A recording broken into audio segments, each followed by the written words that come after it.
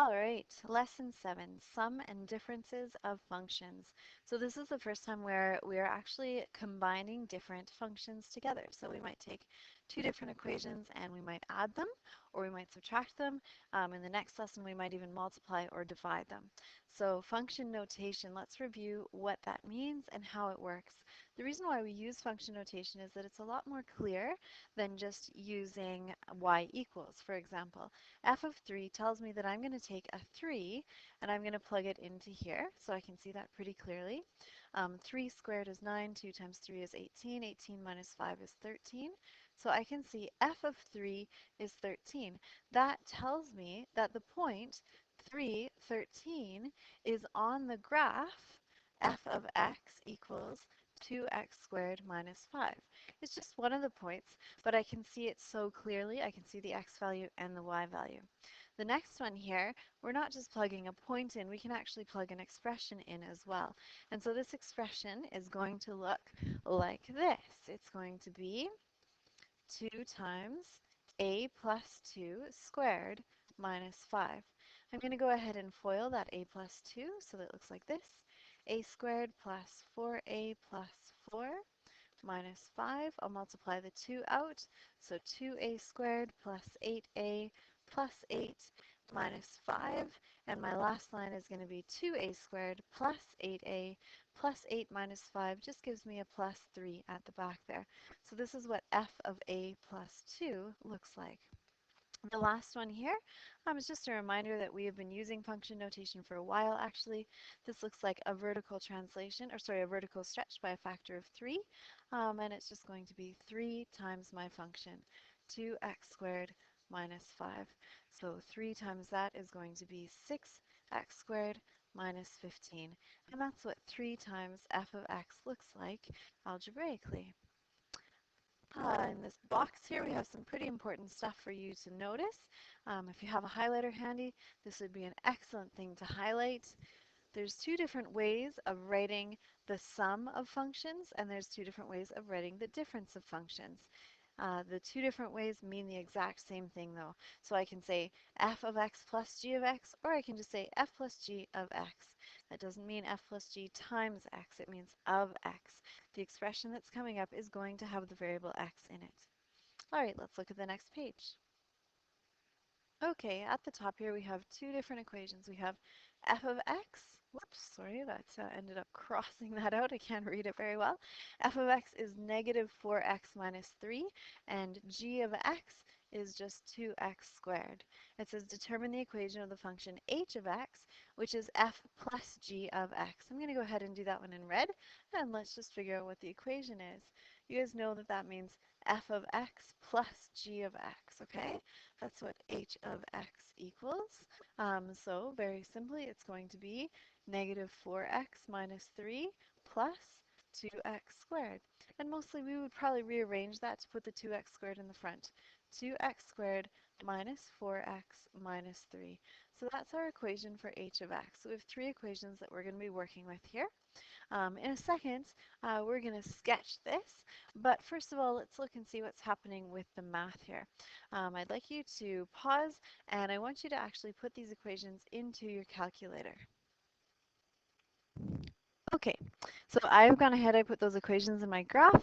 I filled out the first couple of tables of values there, and I even went ahead and started to draw that, so you could check your drawing, pause if you haven't done any of that, and fill it in. But I wanted to show you something, just a little calculator trick here to graph this. Now, this isn't going to help you find the equation of h of x, so if you need to find that equation, don't do this trick. But if you just need to graph one function plus another function, or I mean, you could do this with absolutely any operation, you can do this. I'm just going to press the vars button. I'm going to go over to y vars at the top there, and I'm going to choose function. And so I'm going to take y1, and then I'm just going to say plus, and I'm going to do the same thing, but this time I'm going to grab y2. So I'm going to press vars again. I'm going to go over to y vars. I'm going to choose that first one, and now I'm going to choose y2. So y1 plus y2, and when I graph that, you will see that third equation, h of x, show up there. And I'm just going to show you one other thing as well. If I wanted to see this really clearly, I could even go in front here. If I choose the thicker line there, then my combined function, h of x, will show up as a thicker line. Just kind of nice to be able to see, okay, this is the final product. All right, so that's what the graph looks like. Let's talk for a minute why that happens. So I'm going to come back to this table of values here, and I'm going to fill in my h of x with you. So 2x squared minus 4x minus 3. Now we could definitely go into the calculator or just plug it in algebraically and find out what all of these y values are, but we actually don't have to because h of x is f of x plus g of x. So all I have to do with the same x value, negative 2 over here, I'm just going to add up those y values. 5 plus 8 is 13. And if you plug negative 2 into that equation, you will get 13. 1 plus 2 gives me 3. Negative 3 plus 0 is negative 3. Negative 7 and 2 is negative 5. Negative 11 and 8 is negative 3. And so what you end up with is a whole bunch of ordered pairs that are on your new graph, right? This ordered pair is negative 2, 13. This ordered pair is negative 1, 3, and so on and so forth until we end up with 2 and negative 3. Okay? Now, I additionally went into my calculator and I went ahead and found that vertex, the minimum value there, and that is at 1 comma 5. If you don't remember how to do that, this would be a good time to review that. Please make sure that you come and ask me about that if you have a question. Part C says state the domain and the range of h of x. The easiest thing to do is just look at what you ended up with, right? We have a parabola that goes down to 1 comma 5. And so let's write the domain here. If I was writing this in set notation, I would say xer, but let's practice interval notation. So it starts at negative infinity and goes to positive infinity. The range, again, if I was writing an interval notation, I would say y is greater than or equal to, oh, I'm sorry, I just realized this is meant to be a negative 5 there. It's greater than or equal to negative 5. So it can equal negative 5. I'm going to put a square bracket there. And it goes forever to infinity. So that's the domain and the range of h of x. And I'm just going to remind you as well, another calculator thing. If you're looking for a table of values in your calculator, the place you're going to find it is if you go second function graph, it takes you to that table there, and you can arrow up or down. You can have up to 10 equations in here, I believe. You just have to arrow back and forth to see what your x and your y values are going to be. All right, let's put this aside for a minute here, and we are going to look at the next equation, or the next example. It says consider the functions f of x equals absolute x and g of x is x minus 5. And this time we are going to subtract these two. So we just have to be careful of our signs here. So h of x is going to equal, you guys know that this is f of x minus g of x, right? So that's going to equal absolute x minus x minus 5. And so I very carefully am putting brackets around that. Otherwise, I'm worried I'm going to end up with the wrong sign. So that's going to be absolute x minus x plus 5. That's my final equation for h of x. Okay? Once again, I'm going to plug these equations into my calculator, f of x, g of x, and then over here I'm probably going to go y1 minus y2, just so that I can see that table of values very easily. But I absolutely could plug in that equation for h of x and we would end up with the same thing. So I'm just going to fill this in here, root x minus x plus 5. Okay, I'm going to get you to fill in all three of those columns in that table of values and draw the picture for those. Please pause the video and do that. All right, so this one ends up being pretty cool, this graph for h of x that we have. And it's very interesting to see that f of x is increasing at the same rate that g of x is decreasing. Sorry, I said that backwards there. And so what ends up, you always end up with the same value, right? You have 5 there. And I'm just going to point out that shows up because this distance here never changes, right? It's always a distance of 5 because they have the same slope and they're continuing on forever. And so f of x minus g of x, eventually you just end up with that same value of 5 all the time. Okay, let's go ahead and write the domain and the range of h of x. For h of x, that's going to be xer. I'm using set notation there. And the range for this one, well, the lowest value that it can equal is 5. And so it's going to be y is greater than or equal to 5 y-e-r. And when we notice this, it says, is f minus g of x equal to g minus f of x? And we certainly could look at that and see. So let's go ahead and graph those two things. I'm going to pull up my calculator here, and I'm going to put these equations in, and then what I'm going to do is use that function that I showed you a second ago. So the first one I'll go y minus y2, sorry, y1 minus y2, and then for this one I'm going to go y2 minus y1 minus vars y1. Okay, I'm going to go ahead and put those equations in here so you guys can do the same. Okay, I've put those equations in, and you'll notice as well that I turned them off. So I don't want to see y1 and y2, but I will be able to see y3 and y4 and compare them. So let's press graph and see what we end up with. That's the one we worked with before, and this is our new one. So kind of interesting. Let's draw a quick sketch of that. And while I'm drawing that sketch, you guys know that we would consider that if this was a transformed graph, the first graph would be transformed with a vertical reflection, or we would say a reflection about the x-axis. So kind of interesting to notice that, right?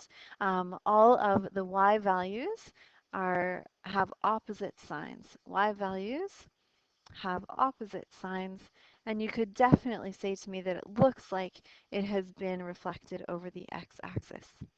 All right, so let's go to the next page. Okay, it says sketch the graph of m of x equals f minus g. So it's the exact same idea, except that we're not given a table of values here. The easy solution is go ahead and make a table of values if you would like to. So we would have x here, we have f of x here, we would have g of x here, so these are our y values, and then m of x, we would just go ahead and subtract f of x minus g of x. I'm just going to write a few really common values in here and some that show up in the graph. I'm going to write -3, -2, I'm going to put 0, and then let's say 2 and 4. Okay, so that's quite a few values.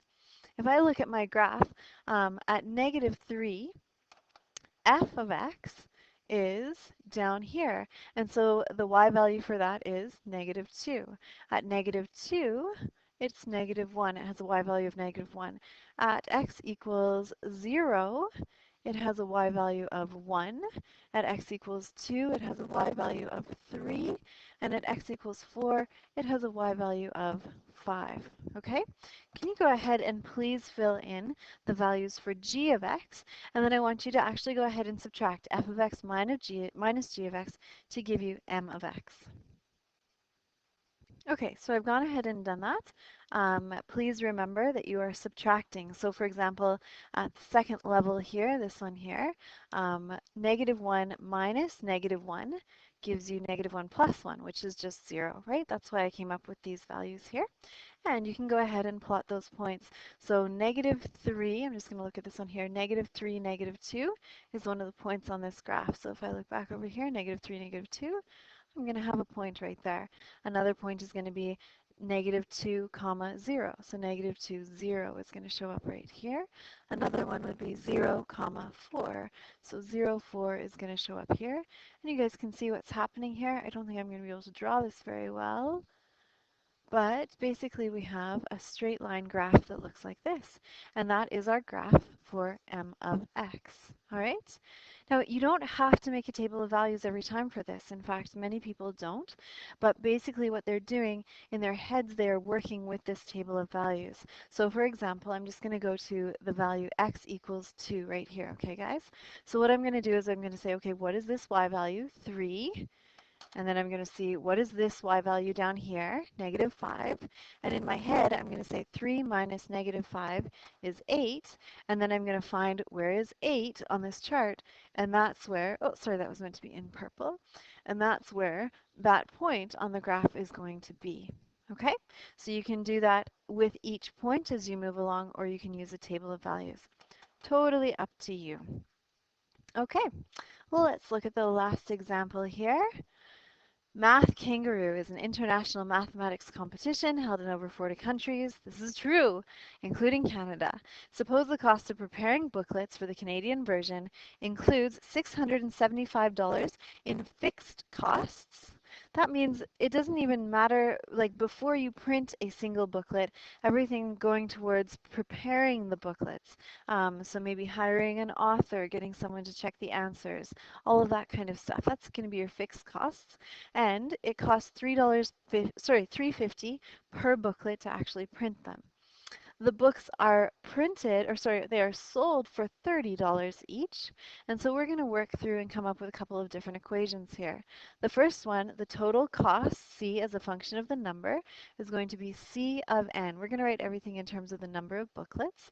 And we know that that's going to be 675 plus 350n. And you guys know that I don't have to write a dollar sign and I don't have to write that zero. So 675 plus 3n. Okay, they are sold, and that gives us our revenue. Our revenue is going to be 30N, right? They're sold for $30 each. So you guys know that revenue is the total money you make. Let's just write a note there. Total money you make. And the profit, the last equation that we're going to work with here, is not the total money you make, but I would say the money you get to keep. So after you've paid all of your costs, then what you have left is your profit. And so that's exactly what this is going to look like down here, right? It says profit is the difference. That's a key word for you. The difference between revenue and the total cost. So I'm going to take revenue, R of n, and I'm going to subtract away any costs that I had, right? And that tells me how much money I have left. So R of n is 30n minus, and I'm going to be careful with my brackets here, 675 plus 3.5n. And so I'm going to pull that out of the brackets with my minus sign, 30n minus 675 minus 3.5n. And so that simplifies to be, whoops, sorry about that, I need to pull that 30n minus 3.5n together, right? And so that's going to be 26.5n minus 675.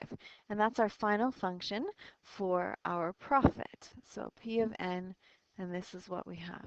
All right? We are going to graph the total cost, revenue, and profit functions on the same axes.